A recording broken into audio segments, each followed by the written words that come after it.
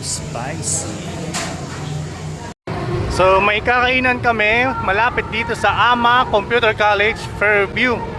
So doon, let's go. Malayo-layong lakad to. So pag nakita nyo na tong Lagro Subdivision Arc, nasa tamang lugar na kayo. So ito na yung kakainan namin ngayon. Ang Trymo's Shawarma ko. Ay, Trymo's Shawarma na lang siya. So dito kayo pipila para umorder. So 110 yung beef shawarma nila. Marami din silang type ng shawarma at ulam.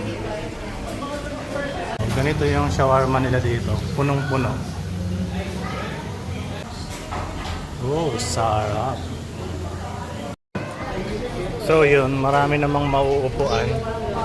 Meron pang mga mapaparkingan. So na-try na namin yung shawarma.